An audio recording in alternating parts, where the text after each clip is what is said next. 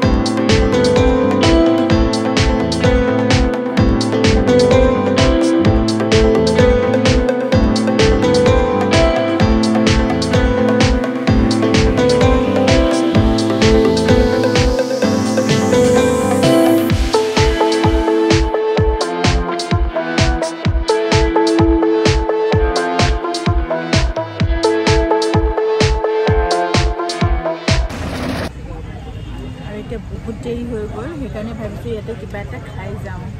কালি ভিডিঅ'টো আপলোড কৰা নহ'লে আজি কৰিলোঁ আৰু এতিয়া মই মাছ ভাজি আছোঁ এয়া মাছ ভাজি আছোঁ